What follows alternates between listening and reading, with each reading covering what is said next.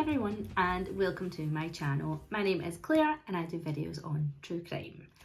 This video today is a really tragic one. I know they're generally all tragic, but I find this one's slightly worse because it involves a child. So just a pre-warning, this one is going to involve a child today, which is not everyone's bag, so please pre-warned.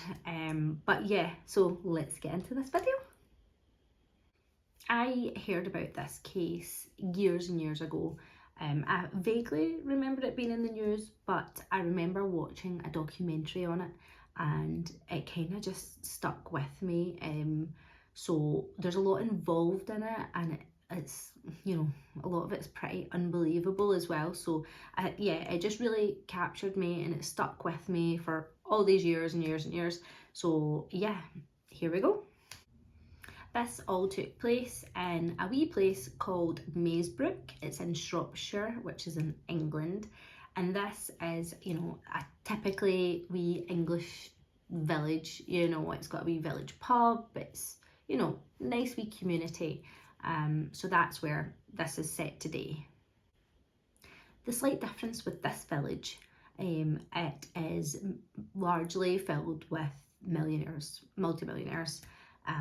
So this is slightly different from your average village, but the majority of these millionaires here are self-made entrepreneurs. So this village is, think, you know, beautiful houses, expensive cars, expensive hobbies people doing. That's the type of village that we're set in today. And we are going to talk about the Foster family, more specifically Christopher Foster. Chris grew up a normal guy, normal kind of English guy. Lived in a working town called Burnley. He had a regular job. It was a sales job, and he had lived with a wife. Her name was Gill, and just, yeah, regular run-of-the-mill type family. At this point in the story, nothing to write home about. That is until 1988, and that's when a lot changed for Christopher and Gill. I'm not sure if anybody's heard about this, but in 1988 there was actually a disaster on an oil rig platform in the North Sea up Scotland way. And the disaster that struck the platform called Piper Alpha, and there was a huge fire kind of engulfed the platform, and this is what Chris saw in the news in 1988. So Chris was watching this, comfort of his own home, watching this platform engulfed in flames, and he had a brainwave. He had an epiphany, and in a way that he thought that these disasters could be prevented. Chris made this invention. He invented this oil rig seal, which he patented himself. He patented it, that's a really hard word to say, in 1996. And then at that point, the orders started rolling in for this product. This made Chris and Gill very, very rich very quickly. During this time, they also had their daughter, Kirstie. She is part of this story as well. But yeah, so this made Chris and Gill very rich, and Chris loved to spend money. He was, as soon as he got it, he was wanting to live the high life. One of the purchases he actually made was his and her Porsches, for him and his wife Gill. You know, that kind of spendy money. So I read that one day Gill was in Sainsbury's doing her shopping, and she picked up a copy of Shropshire Life magazine, and in this magazine there was this house, and Gill just fell in love with the house. She absolutely adored it. So she showed this to Chris, and Chris went out and just bought it for her. So he went out, like, just, his wife said, I love this house, and he's like, okay, I'll just buy you a house. This house was over £1 million to buy. He then went on to spend £50,000 landscaping the kind of outside area, getting it to his liking. He was a very particular man. And then another £200,000 furnishing the home as well. It was a pretty big home. Christopher doted on his wife Gill and his daughter Kirstie. His daughter Kirstie was mad into horses, absolutely loved it. One of her passions in life was horses. So Chris made sure she had absolutely everything she needed. She had the paddocks, the horses, all the top of the range equipment, everything she needed to enjoy this passion. Kirstie had. No questions asked, no problem. Chris also looked after himself. He was a man that dressed well. He immersed himself in his hobbies. He was really into clay pigeon shooting. And spent hundreds of thousands of pounds on guns, you know, different shotguns, beautifully made ones, you know, all the fancy ones he made sure he had. He always had to have the best. He also always had to have better than everyone else. This competitiveness, I don't know what you call it, the one-upness, that was inherent in Chris. That was how he lived. He always wanted the best, better than what everybody else had around him. Chris was a more type person. I mean, we've all met people like that in our lives, people that always have to kind of one up you on everything. And Chris was that guy. He was also like that, you know, a more type guy in his private life. Gill wasn't enough for him. She wasn't just her, wasn't enough. He had at least 8 mistresses. Apparently Gill knew, so I read, that Gill knew about these mistresses, and it was a kind of open secret in the relationship. Personally, you don't live like that, but if you're not hurting anybody and everybody's in agreement, then who am I to judge? Anyway, that's how Chris lived, and by all accounts from friends and neighbours, the image he portrayed out to everybody was that he is a loving father, a doting husband, absolutely loved his wife and his child. Although it was said that he had quite a quick temper, so Kirstie Gill always tried to stay on his right side. Even though Chris had all this stuff, everything that he could ever wish for or want in his family as well, you know, stuff that most people would be absolutely grateful for in life, Chris was a deeply unhappy man. Actually, everything that he had just wasn't enough, and he couldn't just kind of sit still, be happy with his lot, and be content. He just could not do that. It's been said, when I was researching a story, that he couldn't sit still in his home. Every time he was at home, he had to be doing something. He would, even though he had a cleaner, he would be cleaning the house. Even though, you know, he could afford handymen, he would be fixing something. He would be doing something. You know, his home and his gardens were immaculate. They were picture postcard perfect all the time, because Chris was just a guy that had to be doing something. You know, couldn't just be at peace. Even though Chris was making a lot of money and had made a lot of money, he wasn't making enough to keep up with his spending. So, you know, anybody else would kind of live or try and live within their means best they can, you know, but his spending habits were absolutely crazy. He was living on credit when he should not have been living on credit. It should have been more than easy for him to be living a comfortable life without any debt, but no, he was living on credit. He also made some quite greedy business decisions. It sounded like he was a terrible businessman. So yeah, that didn't help with his standing in the kind of business world. Chris was in a contract with one manufacturer, and then he went behind their back and tried to find a manufacturer that would be cheaper than the one that he already had, thus breaking the contract that he had with the first manufacturing company. So they actually sued Chris and won the case. This resulted in Chris being absolutely financially ruined. The judge that was presiding over this trial, he actually described him as bereft of basic instincts and commercial morality, and that he was not to be trusted.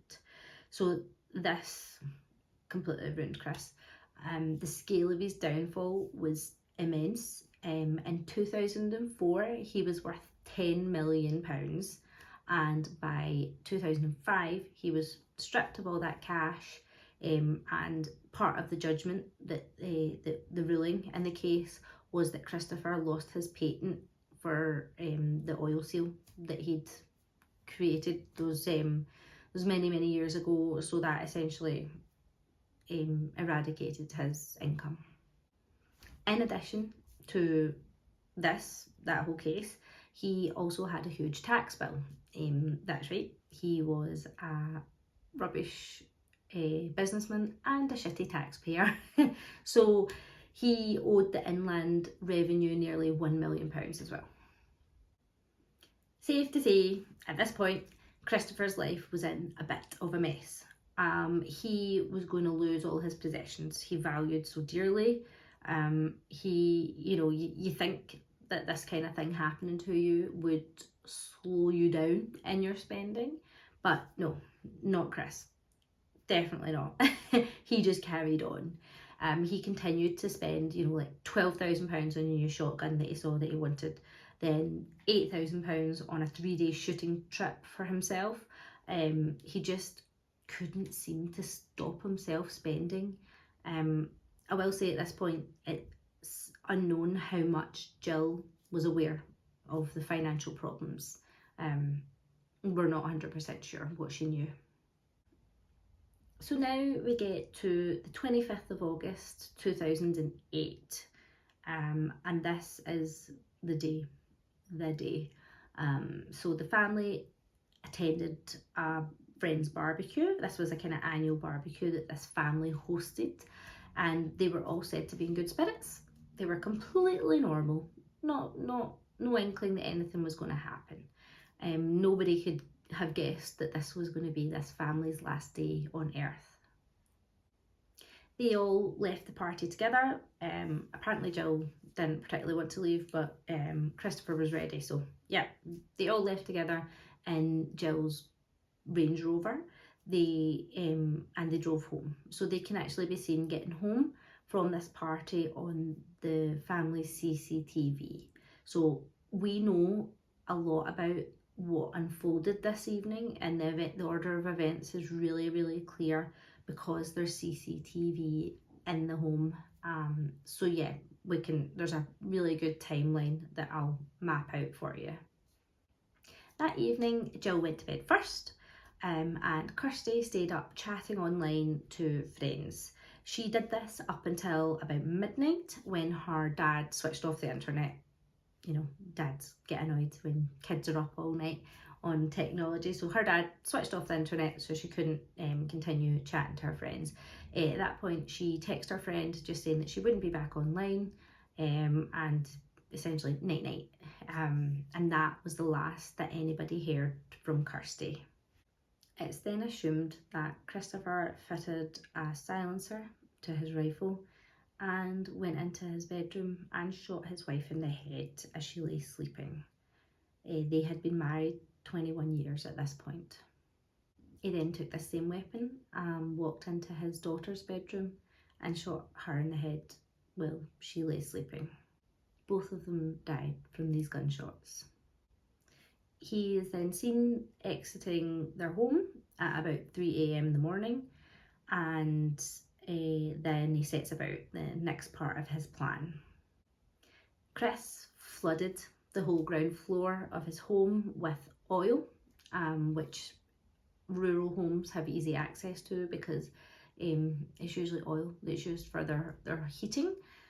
So he knew what he was doing, filled the whole ground floor with oil, and then at 3:09 a.m. in the morning he is seen setting the fire that would ultimately destroy everything.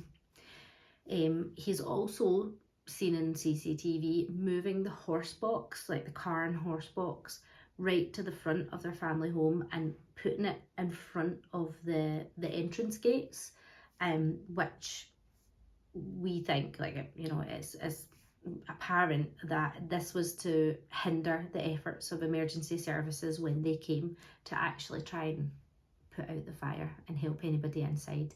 They couldn't open the gates at the front, and this was because Chris had gone and moved this horse box to right in front of the doors. Chris actually shot out the wheels on the horse box to make it even harder to move. This nutter actually went from that to the kennels and stables where the horses and dogs were, and he systematically, one after the other, shot them all in the heads in the same way that he killed his daughter and his wife.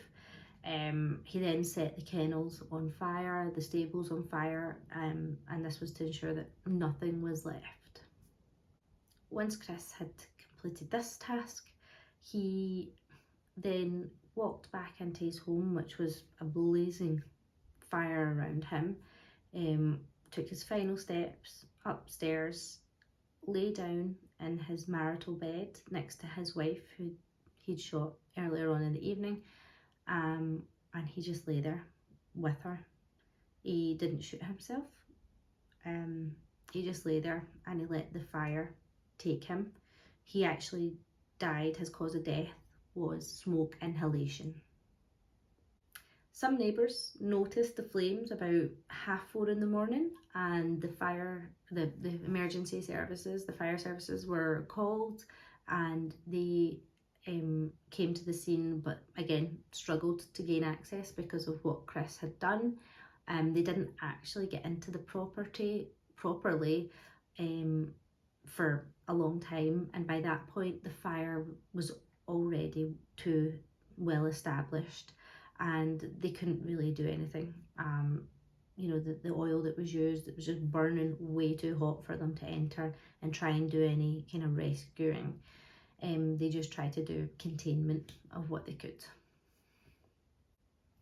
After the fire had died down enough, investigators, you know, it was enough for them. I think the building still lay smoking for days and days and days afterwards.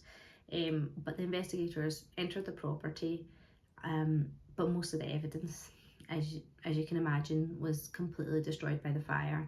And because the fire was so fierce and intense, the building had actually collapsed in itself. So it was like stone walls all round, and then internally each floor had collapsed down onto itself. This made the process really difficult to recover the bodies, because everything had just fallen through. It actually took them days to find all 3 of the bodies.